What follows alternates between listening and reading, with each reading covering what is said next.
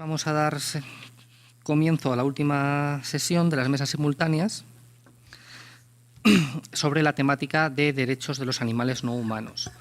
Están con nosotros, van a intervenir Mireia Castañeda y Salvador Alcaraz. La tercera de las comunicantes, Paulina Rivero, parece que no ha podido venir de momento.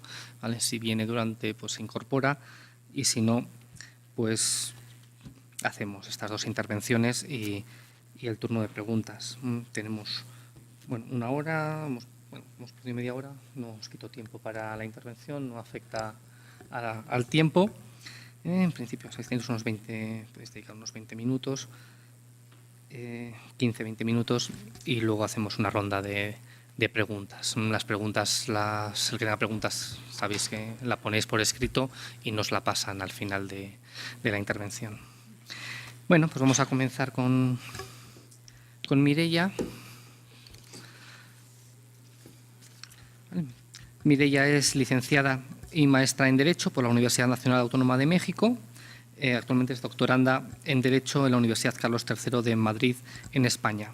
Ella se ha desempeñado como docente en la UNAM y en diversas otras instituciones, así como ha sido investigadora en México hasta el año 2016 e investigadora visitante en la Universidad de Buenos Aires en el año 2017, y tiene también varias publicaciones presentadas. Mireia. Sí. Muchas gracias, muy buenas tardes a todas y a todos. Bien, mi ponencia se inscribe a la mesa número 8, Derechos de los no animales. El tema que yo voy a abordar se titula La situación de las especies en peligro de extinción frente a las obligaciones de las empresas.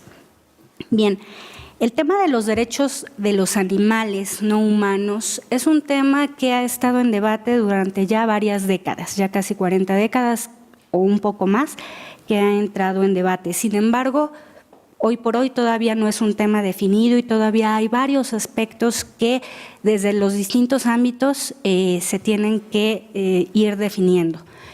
La mesa de ayer de igual los derechos de los animales no humanos se abordaron otros elementos, sobre todo la primera participación lo abordó desde un enfoque de los animales, más desde los sentimientos de los animales, en fin, tomando como objeto a los animales. Por mi formación, el enfoque que yo voy a dar va a ser un enfoque jurídico, ¿no? Un tanto diverso a las presentaciones del día de ayer. Y bueno, uno de los elementos que me parece es muy importante es cómo se toma a el animal o a los animales. Desde el ámbito jurídico vamos a ver que la titularidad del derecho, la personalidad jurídica, toma un papel muy importante. Y ese ha sido uno de los elementos que mayor discusión en el ámbito jurídico ha generado. Tomar a los animales, al animal o a los animales como sujeto de derecho o como objeto de derecho. La discusión de si un animal puede o no tener derechos ha sido uno de los puntos cruciales, ¿no? De mayor debate, como he señalado desde hace varias décadas. También podemos observar que a lo largo de los años se ha ido identificando, no hablar solamente de los animales, sino se han ido distinguiendo algunos elementos, como los animales de compañía, que hoy por hoy han tenido una de las mayores protecciones, los animales de consumo, y hay otras clasificaciones más, algunas de ellas me voy a referir un poco más adelante. Es aquí a donde la presentación que voy a dar quiere enfocarse a aquellas especies en peligro de extinción. El tema lo elegí particularmente en este panorama de protección internacional y nacional de los derechos de los animales, a este camino que se empieza ya a estructurar, el ver qué animales han recibido la mayor protección. Entonces, es por ello que he decidido enfocarme de cierta forma a las especies en peligro de extinción.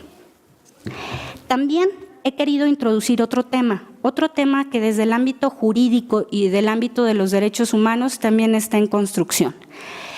En el ámbito de los derechos humanos, que es parte del enfoque de este seminario, vamos a ver que en el ámbito de los derechos humanos son las autoridades las que de cierta forma cometen una conculcación. Sin embargo, se ha empezado el debate desde 2011 a qué papel juegan las empresas, ¿no? Me voy a referir a este tema sobre todo porque en esta construcción me parece que estos foros van encaminados a ir dibujando caminos, ¿no? A aportar elementos que puedan aterrizarse en de cierta forma algunos instrumentos jurídicos, ¿no? Me parece que es el propósito de este tipo de reflexiones. Y en ese sentido, si en un terreno al que no me voy a enfocar hoy, pero que va caminando, digamos, a la par, me parece que también es importante introducir en el terreno de la regulación de los derechos de los animales el papel de las empresas, ¿no? Esas son las dos líneas que quiero manejar en mi presentación. En primer lugar, bueno, referirme muy brevemente a los derechos de los animales y las especies en peligro de extinción. La segunda parte, bueno, va a ser el papel de las empresas y finalmente va a ser una reflexión sobre ambos temas. En ese sentido, bueno, vamos a ver que una definición que proporciona la Ley de Protección de Animales de la Ciudad de México, que es la legislación que a nivel nacional existe, a nivel local, Ciudad de México, proporciona y dice: una definición de animal es ser orgánico, no humano, vivo, sensible, que posee movilidad propia y capacidad de respuesta a los estímulos del medio ambiente, perteneciente a una especie doméstica o silvestre. Esta definición se proporciona en el artículo 4 de la Ley de Protección de Animales, que es un avance muy importante. Y voy a regresar a esta ley más adelante. En el ámbito de los derechos de los animales, podemos ver que desde 1978, en el ámbito de la UNESCO, se aprobó la Declaración Universal de los Derechos de los Animales. Este instrumento me parece importante, me parece una referencia importante en dos sentidos. En primer lugar, desde cómo se puede pensar justamente esta protección positiva de los derechos de los animales, que puede ser desde el ámbito interno o también desde el ámbito internacional. En el ámbito internacional vamos a ver que, bueno, existen documentos como las declaraciones que tienen un ámbito de derecho suave, de soft law, y bueno, que en algunas veces se puede aterrizar en un tratado internacional. Vamos a ver que en el ámbito internacional la protección de los derechos humanos comenzó justamente con la Declaración Universal de los Derechos Humanos, ¿no? Que se fue avanzando a pactos internacionales y otros tratados internacionales, ¿no? Que no es objeto de esta presentación. Sin embargo, bueno, vamos a ver que esta declaración justamente no tuvo ese camino, ¿no? No ha podido aterrizarse en un tratado internacional, no ha avanzado en ese sentido, pero ahorita me voy a referir a otro elemento, sí ha sentado ciertos elementos, ¿no? En particular, señalar que, bueno, todos los animales, así lo señala el artículo 1, nacen iguales ante la vida y tienen los mismos derechos a la existencia. Algunos de los derechos que esta declaración de 78 va a mencionar va a ser el derecho al respeto, la prohibición de los malos tratos, ¿no? Y se va a referir a distintos tipos, por decirlo así, de animales. Se va a referir a las especies salvajes y se va a referir también a los animales que crecen en el entorno del hombre.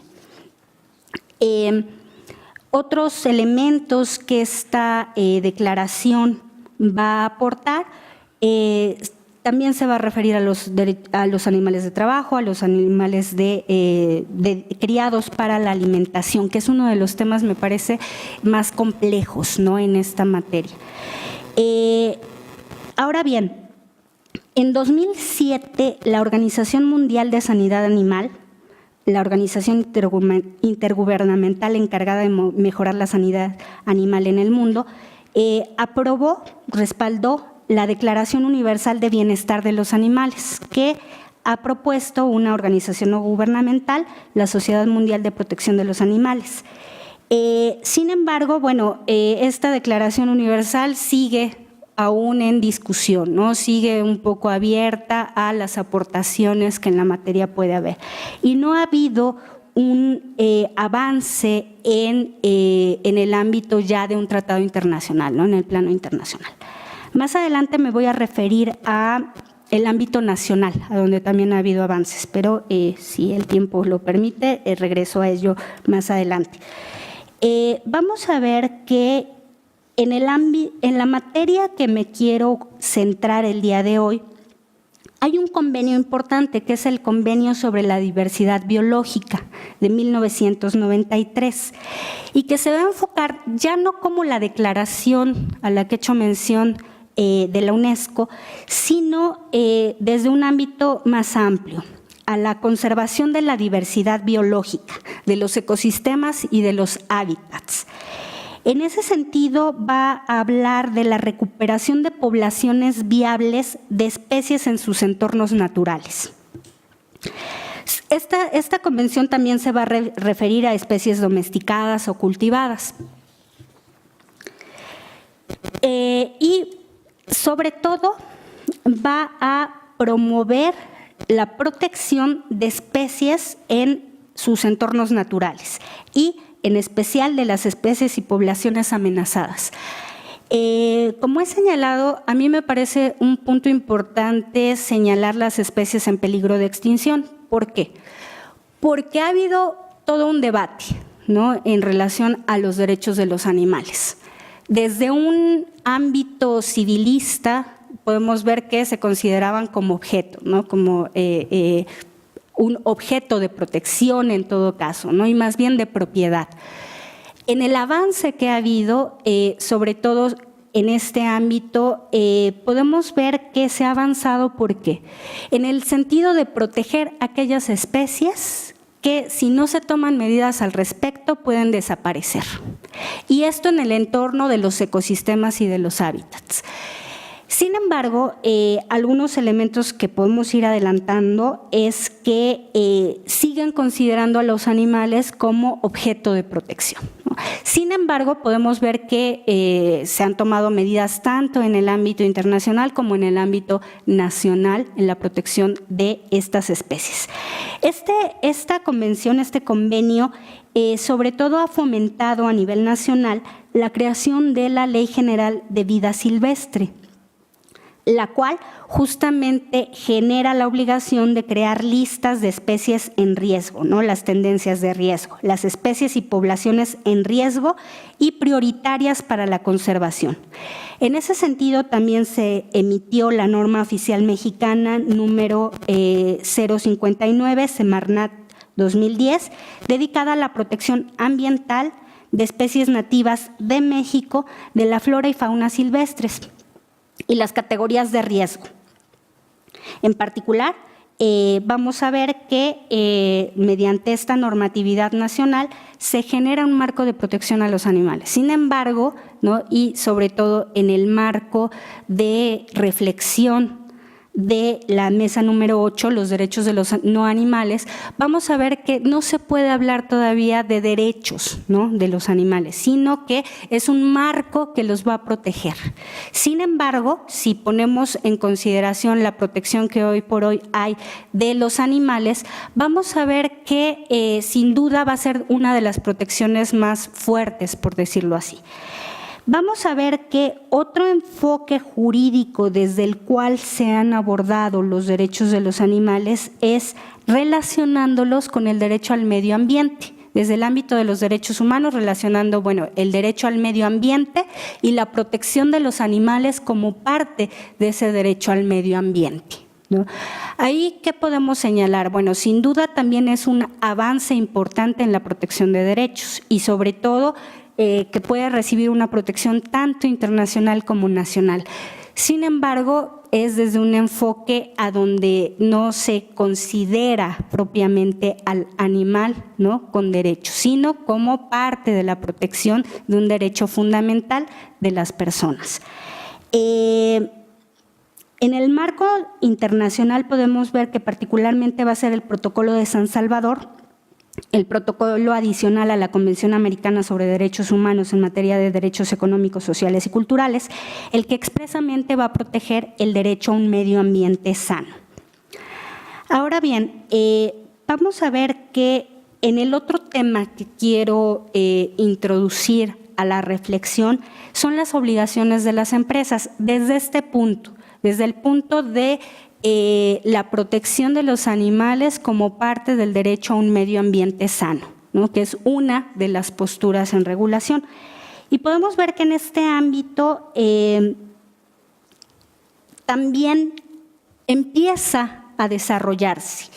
Vamos a ver que en el año 2011, en lo que es el marco de Naciones Unidas, se aprobaron los principios rectores sobre empresas y derechos humanos.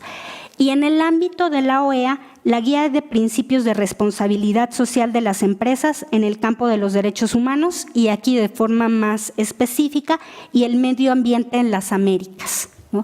Entonces, aquí me parece importante porque en el ámbito de los derechos humanos particularmente se ha señalado, bueno, son las autoridades las que pueden conculcar derechos humanos, pero vamos a ver que más en el ámbito del derecho al medio ambiente sano, las empresas juegan un papel muy importante. Sobre todo, una de las principales preocupaciones que se ha presentado es en el ámbito de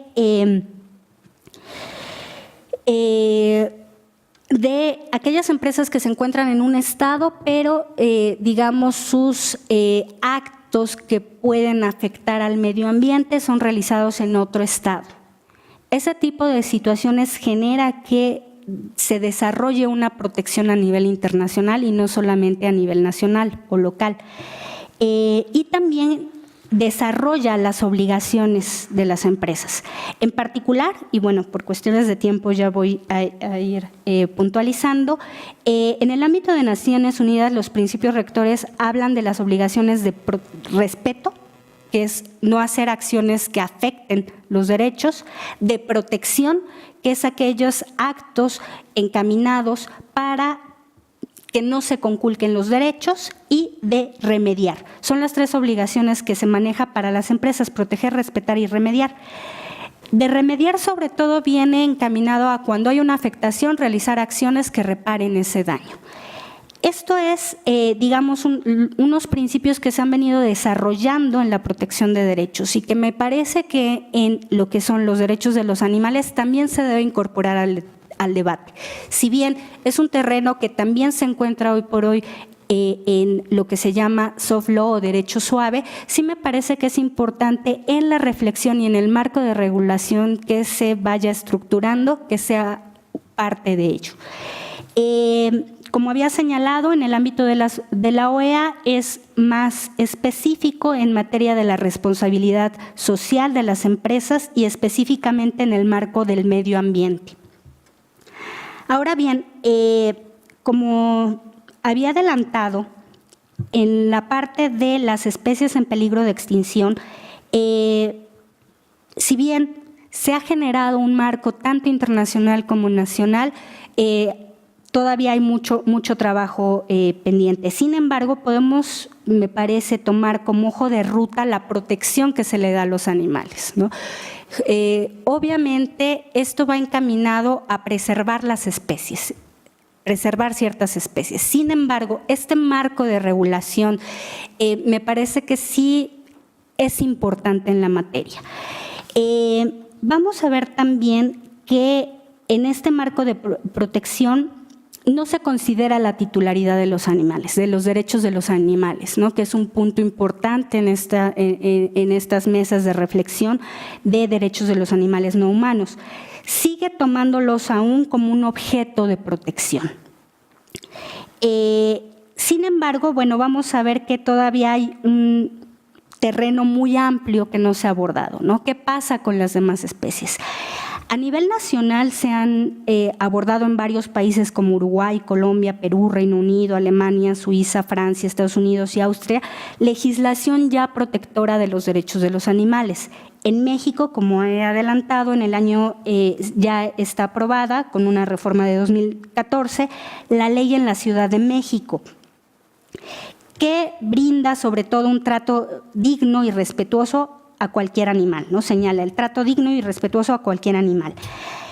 Sin embargo, sobre todo deja o separa lo que es los animales de consumo humano, ¿no? Hay todavía una diferencia entre la protección de los animales que brinda esta ley y los animales destinados a consumo humano, que es uno de los temas más complejos, ¿no?, en esta materia, y que sin duda también atañe, ¿no?, lo que es la actividad económica. Vamos a ver que otro de los temas más que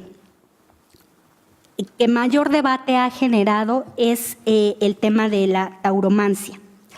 Sin embargo, también vamos a ver que en este ámbito se han dado algunos pasos importantes, entre otros uno de los más precisos es el señalado por el Parlamento Europeo y que, bueno, ha exhortado, ¿no?, la prohibición de la tauromancia. En algunas provincias de España, como Asturias, Canarias y Cataluña, ya se han tomado ya medidas al respecto.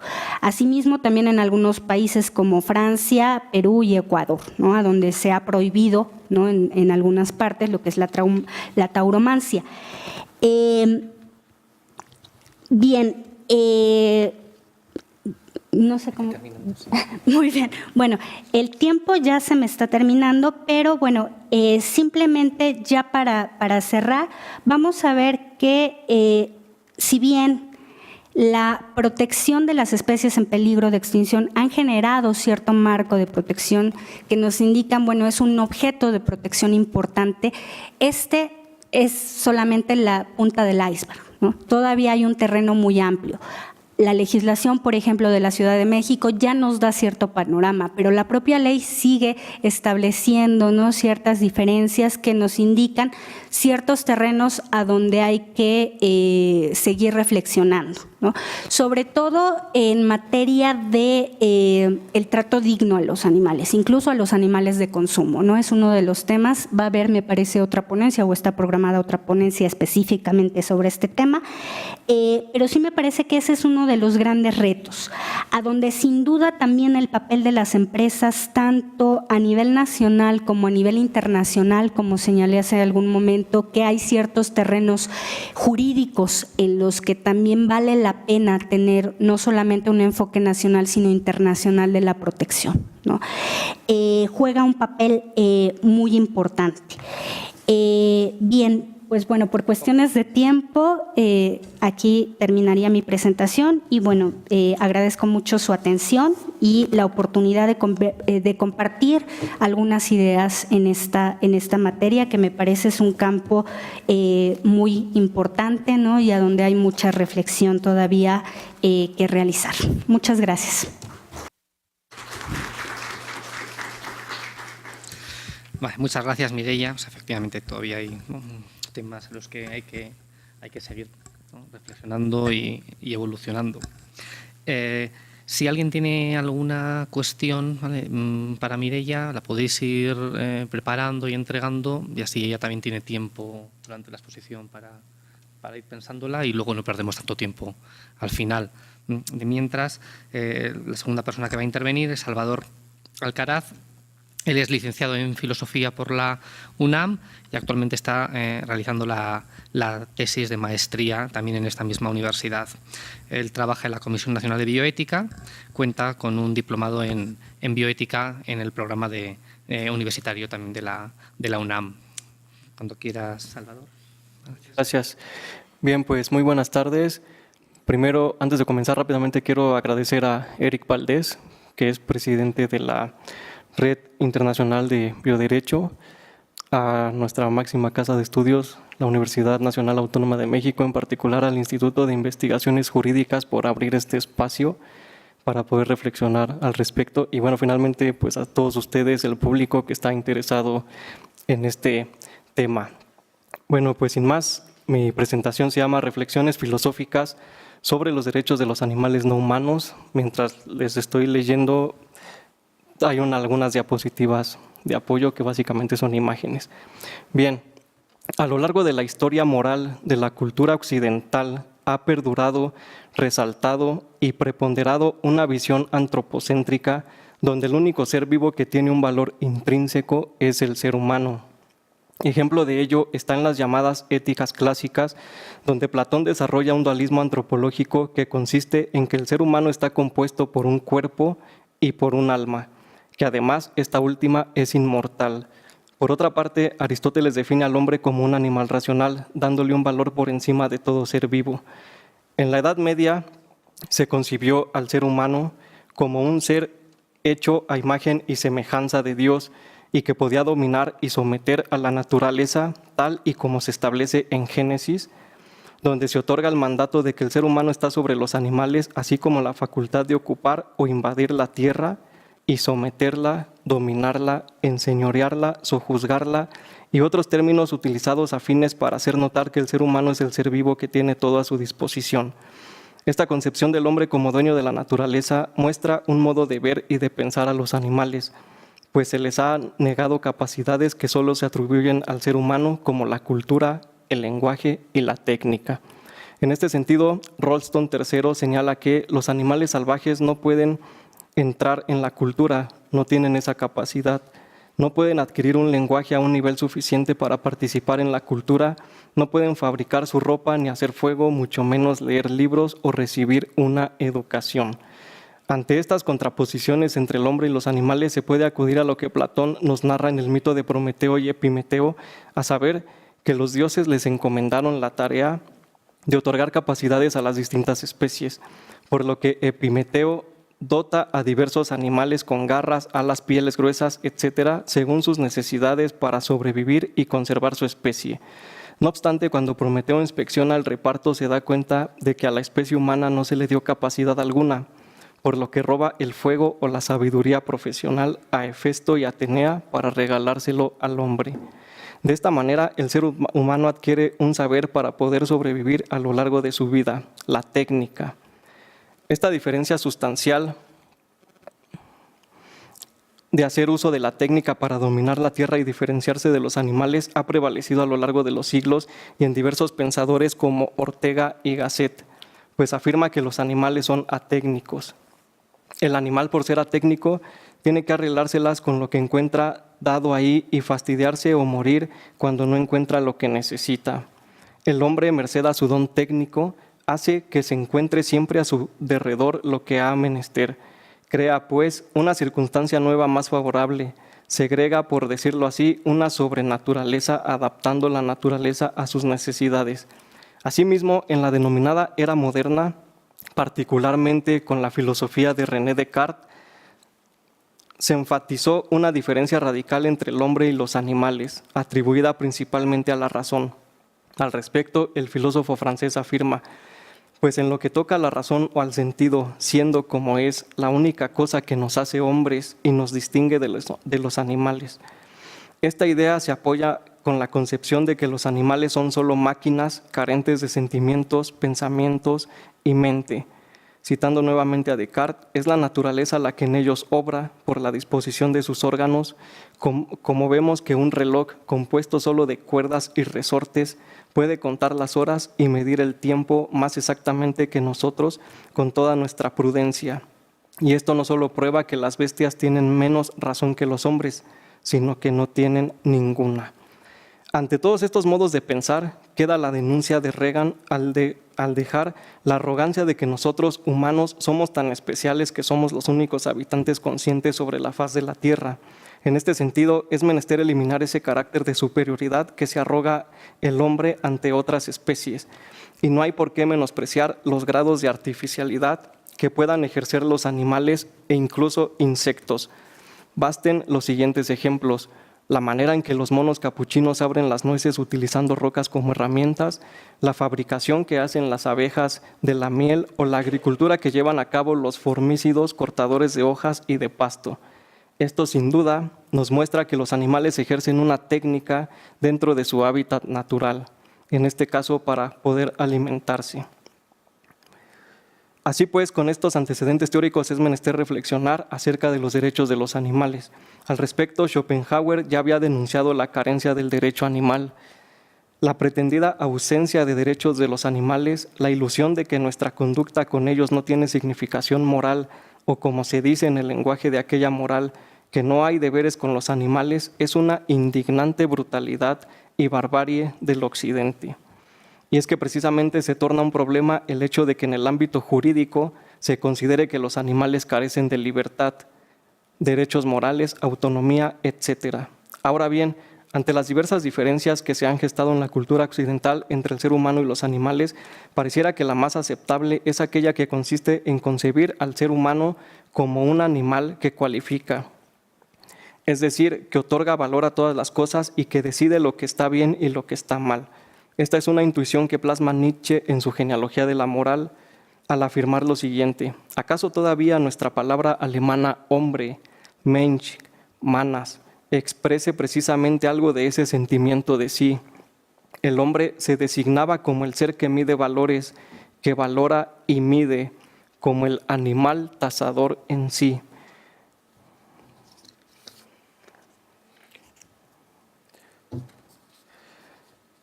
Bien, a la luz de lo asentado hasta ahora, resulta interesante ver de qué manera se estipulan los derechos de los animales en los códigos penales de las entidades federativas de México.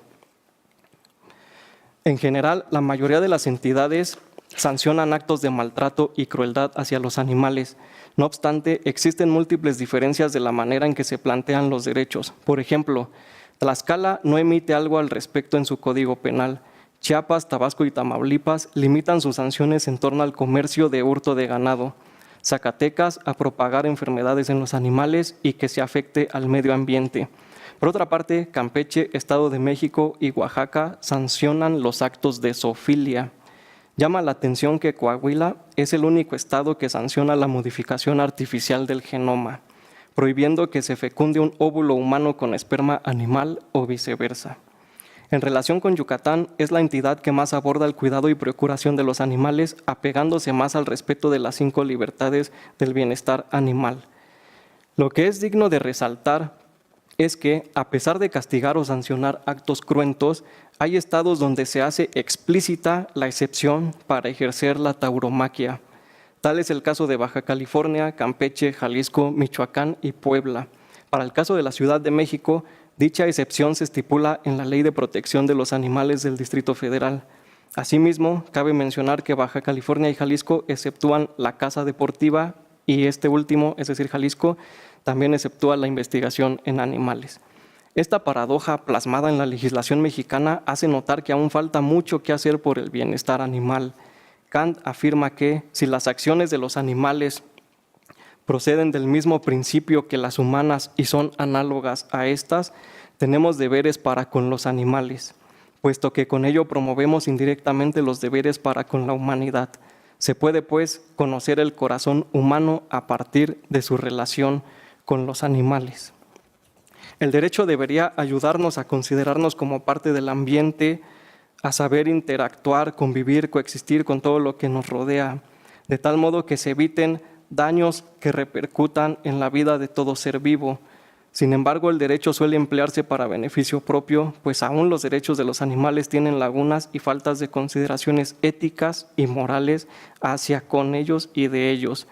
Hay que poner en tela de juicio afirmaciones como que los animales carecen de dignidad, autoconciencia, sufrimiento. Mosterín apunta que los espectáculos de la crueldad basados en la tortura pública de animales inocentes no tienen justificación moral alguna y deben ser prohibidos, como los toros lacerados atroz y públicamente por picadores, banderilleros y toreros. Aunado a lo anterior, la manera cruenta en que son asesinados los toros en los espectáculos que apelan a tradiciones y costumbres debe replantear y reformular las legislaciones al respecto. El sufrimiento y el dolor innecesarios para entretenimiento humano deben evitarse a toda costa. Peter Singer afirma al respecto que se asume que los animales realmente no importan y que, aunque sufran mucho, su sufrimiento es menos importante que el de los humanos, pero el dolor es el dolor. y la importancia de evitar el dolor y el sufrimiento innecesarios no disminuye porque el ser afectado no sea un miembro de nuestra especie. Nietzsche afirmaba que el hombre es, en efecto, el más cruel de todos los animales. Y cuánta razón hay en ello, aunque el ser humano se ostente de tener más valor sobre todo ser vivo. Con base en todo lo anterior, se invita a reflexionar sobre si la expresión animal no humano es adecuada para referirse a los otros animales y para legislar al respecto. Pareciera que en dicha expresión se inmiscuye aún cierta visión antropocéntrica y especista en el sentido de que se engloba a los otros seres vivos bajo la categoría de no humano. Dicho de otra manera, hay una escisión entre dos esferas, la humana, donde está nuestra especie, y la no humana, donde están diversas y múltiples especies. Bajo esta visión hay, como señala Schaeffer, una ruptura óntica, es decir, una oposición entre dos campos de lo viviente, el de lo humano y el de la animalidad, que sostiene que existen dos clases de entes, el hombre por un lado y todo el resto por el otro. Se trata de una concepción segregacionista que plantea una inconmensurabilidad entre el hombre y los otros seres vivientes. Por ello es de suma importancia reconocer la igualdad entre animales y que poseen un valor de manera equitativa, tal como afirma Regan, todos los que tienen valor inherente lo tienen equitativamente, ya sean agentes morales o pacientes morales. Todos los animales son iguales cuando se entienden apropiadamente las nociones de animal e igualdad. Animal se refiere a todos los agentes y pacientes morales, terrestres al menos, e igualdad se refiere a su posición igual de valor inherente. Asimismo, reconocer una igualdad ontológica como seres vivos que habitan la misma tierra, tal y como afirma de manera contundente Friedrich Nietzsche, el hombre no es en modo alguno la corona de la creación. Todo ser está junto a él a idéntico nivel de perfección. Los animales, incluyendo al hombre por supuesto, forman parte del dominio eucariota del árbol filogenético, lo cual significa que biológicamente comparten muchas semejanzas a nivel molecular respecto a la estructura de lípidos, proteínas y genoma. Así pues, hay que dejar de pensar que la vida en la Tierra es una jerarquía, una gran cadena del ser que culmina en la especie humana. Los humanos, tal como nosotros lo vemos, no está en la cima de la creación, sino que miran a la vez hacia el ámbito reducido de las células y hacia el dominio más amplio de la biosfera. Por lo anterior, el término animal no humano es más factible utilizarlo entre la especie humana, pues es la especie que más actos inhumanos ejerce. Nuevamente Nietzsche viene a decir, he encontrado más peligros entre los hombres que entre los animales. A la luz de todo esto, se propone emplear un término como el de animal coexistente para referirse a los otros animales, de modo que se reconozca la animalidad del ser humano como una especie más entre especies, con las cuales coexiste y comparte un hábitat, un ecosistema, un medio ambiente. Asimismo, conceptos como dignidad, libertad, igualdad, entre muchos otros, deben aplicarse de manera justa para todo ser vivo sobre la tierra, de modo que haya legislaciones sólidas y contundentes sobre los animales, sobre esos organismos vivos que son, como afirma Darwin, una infinidad de formas, las más bellas y portentosas. Gracias.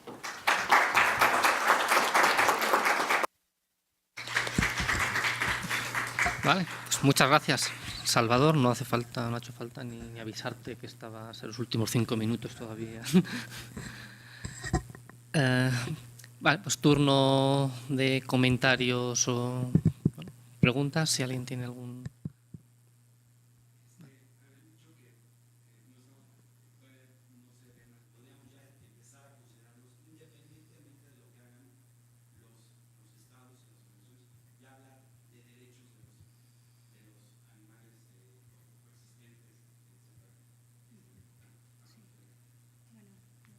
Tomar un poco el uso de la voz.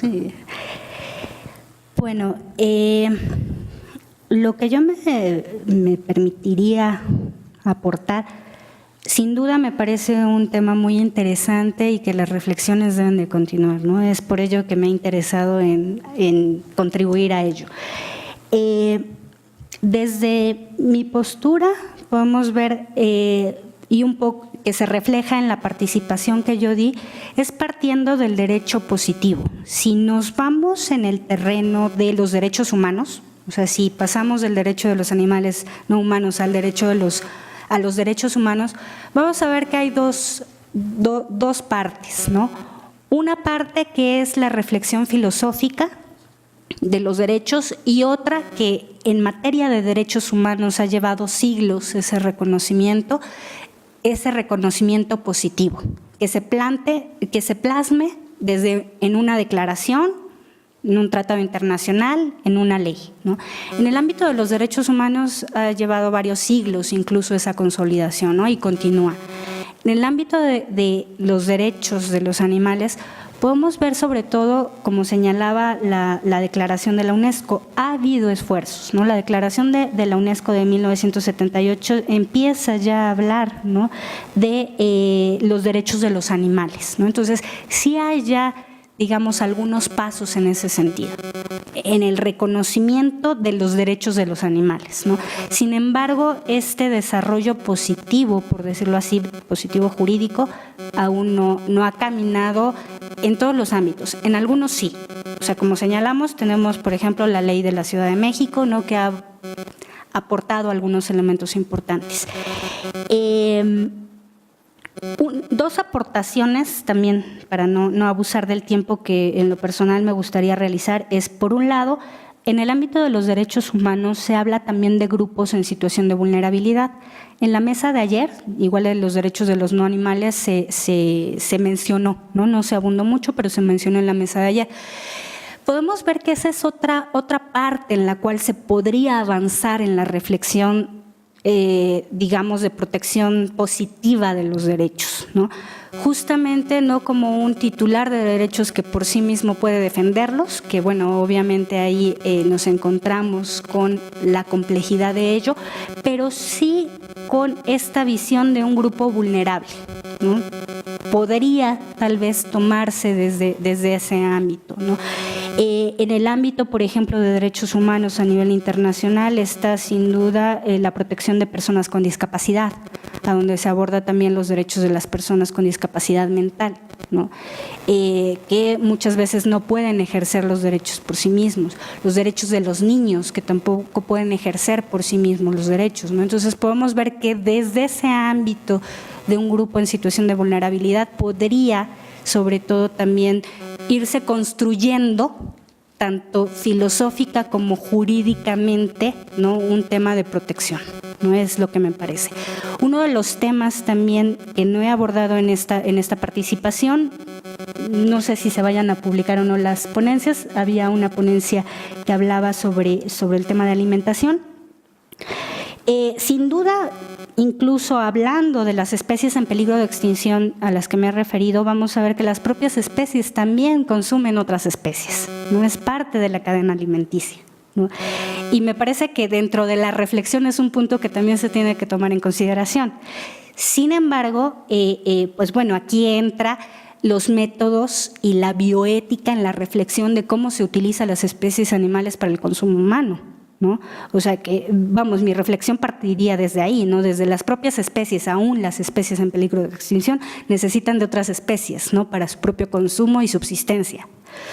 Sin embargo, son todas las técnicas que se utilizan en la industria del consumo las que podrían cuestionarse, ¿no?, en el terreno que nos ocupa desde un enfoque ético-bioético, ¿no? O sea, cómo se tratan las especies animales y sí, sin caer en esta parte, ¿no?, de no consumo, pues bueno, estudiar que las propias especies, ¿no?, a veces requieren el consumo de otras especies, ¿no?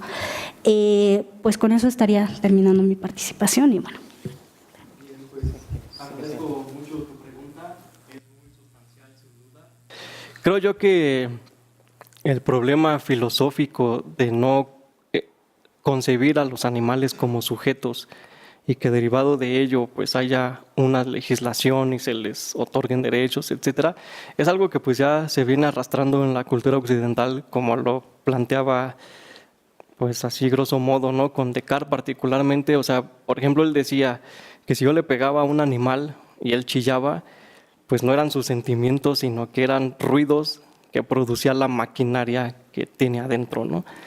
Entonces, lamentablemente, pues todas estas concepciones se van arrastrando, digo, ya en pleno siglo XXI, o sea, me parece también impensable que haya personas que así piensen, ¿no? Y que precisamente yo ponía en tela de juicio estos conceptos de animal no humano o animal de compañía, porque lejos de reivindicar nuestra animalidad, que supuestamente es la postura por la que se basan, o sea, se sigue colando ahí ese especismo, ¿no? Es lo que yo detecto, ¿no? La única manera de reivindicar nuestra animalidad como ser humano, pues es decirnos animal sin más, sin necesidad del humano. Todos somos animales y ese es el principio que debemos tomar en cuenta, ¿no?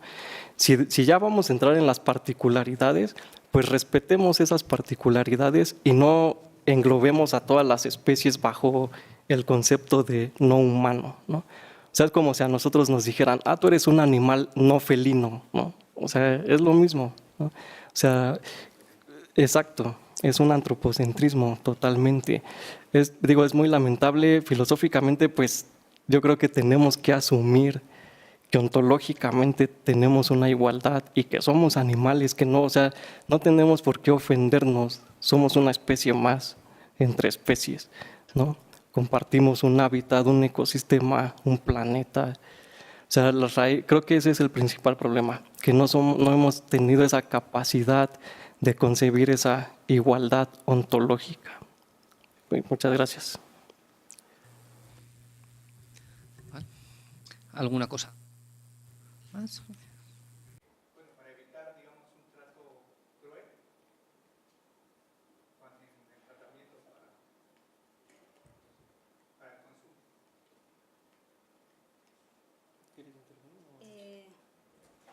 Bueno, en lo personal yo no he abordado todavía ese terreno. Me parece que sí hay dentro, seguimos, no en el ámbito de reconocimiento de titularidad de derechos, ¿no? Incluso la ley de la Ciudad de México distingue a los animales de consumo, ¿no? O sea, como que los deja un poco aparte de la protección general que realiza, pero me parece que a nivel fitosanitario, de medidas sanitarias, sí hay algunas normas dentro de los rastros, ¿no? Por ejemplo, ¿no? O sea, sí se tienen que cumplir ciertas normas sanitarias. No he profundizado, no podría hablar más al respecto, pero digamos desde ese ámbito, no desde el ámbito de los derechos, ¿no? Como hemos comentado a lo largo de la mesa, ¿no? Es lo que yo podría comentar al respecto. Agradezco la intervención de mi compañera Mireya. Y pues en torno a tu pregunta, pues no hay así como tal una legislación que trate sobre los animales de consumo. Lo que sí se ha trabajado bastante en un área de la bioética, por así decirlo, que es la zoética, es en el modo en que tienen que matarse los animales que están destinados para consumo humano, en el sentido de que pues el acto de matar o eutanásico, por así decirlo, pues no les implique dolor ni sufrimiento, o sea lo mínimo posible. Hacia ese sentido van apenas las reflexiones en torno a tu pregunta. Digo, hasta ahorita no hay una legislación como tal y pues falta también mucho que hacer, porque la verdad es que aunque hay, como lo comentaba Mireya, ciertos protocolos en los rastros, pues la manera en que los matan es totalmente brutal, ¿no? Y eso pues tiene muchísimas implicaciones hasta para los que consumen la carne, porque en el modo en que los matan pues los someten a muchísimo estrés y otras condiciones pésimas, que eso provoca que la misma carne pues no tenga la calidad que debería tener para el comercio. ¿Okay? Pero sí te recomiendo mucho pues acercarte a la gente que ha trabajado cosas de zoética, que es ahí donde se ha tocado álgidamente ese punto. Bueno, pues con esto terminamos. Muchas gracias a los dos intervinientes, a Mireia y a Salvador. Os voy a dar el certificado de la ponencia y muchas gracias también a todos vosotros, de verdad, por el mérito que tiene haber aguantado estoicamente las jornadas. Y hacemos un pequeñito descanso y en 5 minutos creo que empieza ya la sesión de cierre. Muchas gracias a todos por venir.